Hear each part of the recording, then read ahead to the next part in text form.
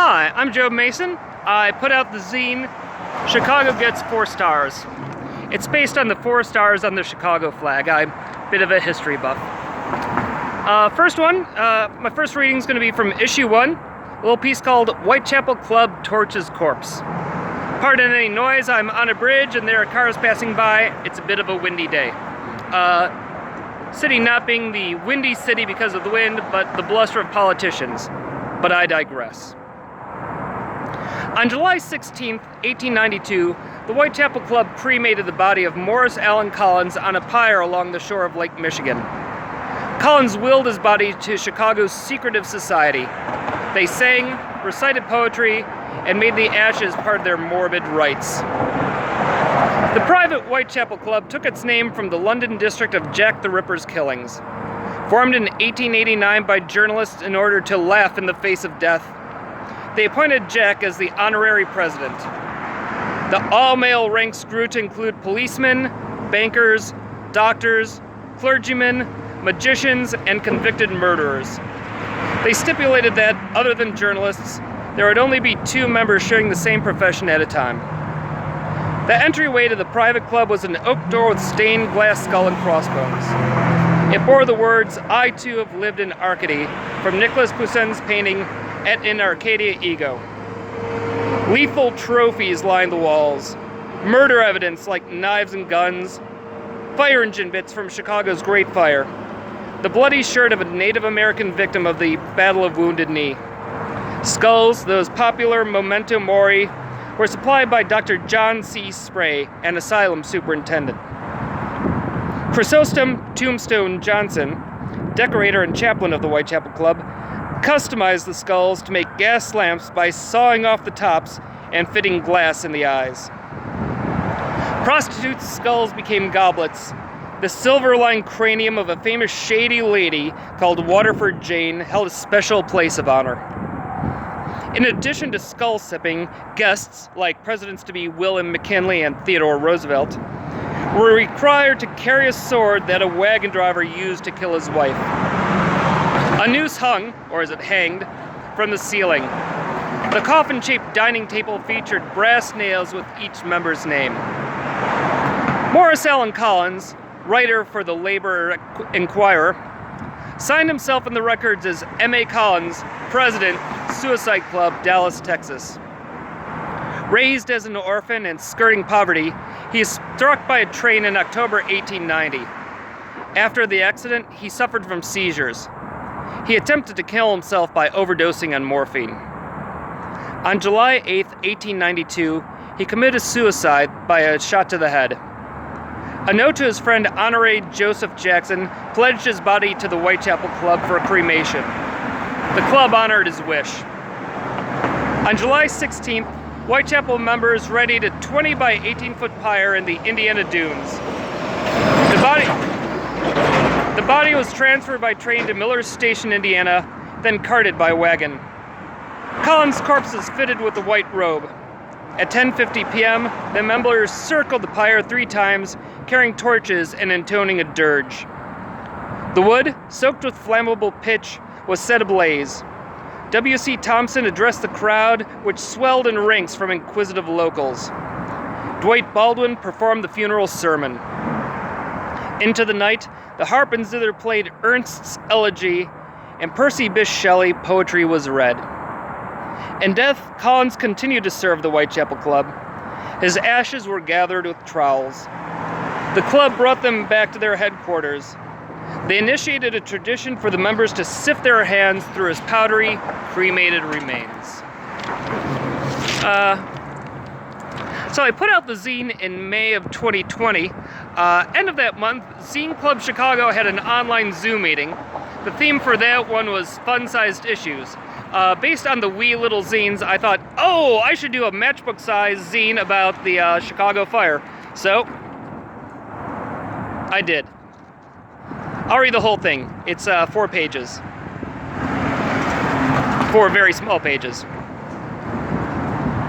The Great Chicago Fire burned October 8th through 10th, 1871. 3 1/3 square miles burned and upwards of 300 people died. 20 fires hit the city the prior week. On October 8th, 1871, a more calamitous fire swept Peshtigo, Wisconsin. It burned 1,875 square miles and 800 people died. A smaller fire swept through Wisconsin's Door Peninsula. Michigan's concurrent Port Huron fire also burned 1,875 square miles and claimed 50 lives. It was part of the Great Michigan Fire that consumed 3,900 square miles. The initial sparks for these fires may be unknown, but wooden architecture in Midwest's 1871 drought certainly fueled the disasters. For my third and final piece, I'd like to read an unpublished one from what's going to be issue 3. Instead of history for this one, I'm going to do more current events, or at least things currently happening in Chicago were there not the COVID. Alright, this one is about Tom Music live at Ouija's Lounge. My wife's best friend wanted to try an aviation and wanted to try one when she came to visit. An aviation is a gin cocktail with maraschino, creme de violet, and lemon juice. We Googled best aviation in Chicago and came up with Ouija's Lounge at 3659 West Armitage Avenue. I'd heard good things about their cocktails and wanted to try them. The bar was a straight shot down Armitage from our place, so we went.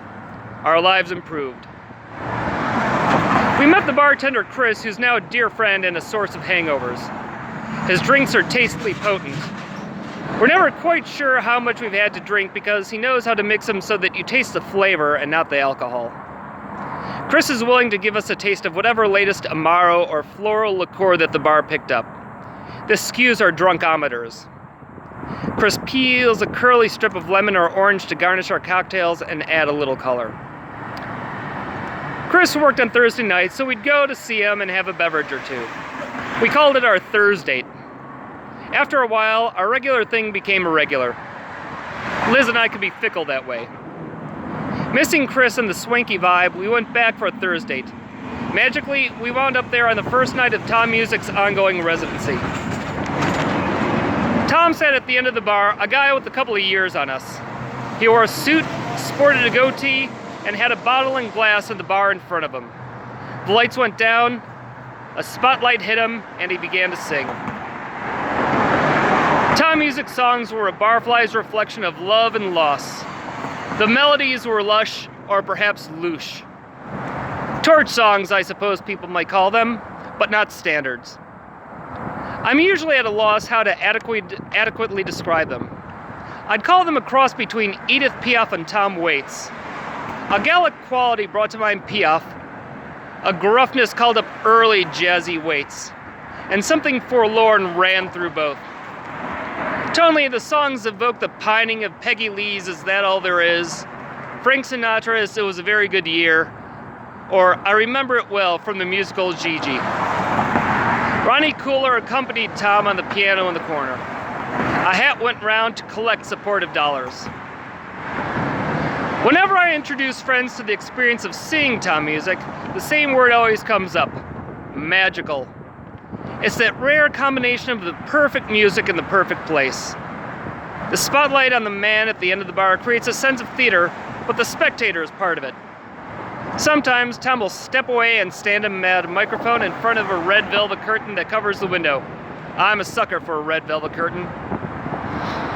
Tom inhabits the same transformed space as the patrons. It feels like stepping into a musical interlude in Twin Peaks. It should come as no surprise that Ouija's completely redecorates for the occasional Twin Peaks party. Even without rearranging the bar, Tom transports the patrons to another place. It becomes a very particular moment. I thought if he were to release an LP, it would need to include the tinkling of glasses and the rattle of ice in Chris's cocktail shaker for full effect. Tom's schedule at Ouija's Lounge has been erratic since Ronnie Cooler, the accompanist, had a baby. For quite a while, the performances were the first and third Thursdays of the month. It's still at least one Thursday a month, COVID providing. The first set starts at 9 p.m., followed by a break to order more drinks, then another musical set. It's best to check MrTomMusic.com to be sure when you can drink in La Vie en Rosé or Creme de Violet. Thank you. My zines are available at my Etsy page, E.L. O'Brien, or through Quimby's bookstore. Thank you, and I look forward to who's reading next.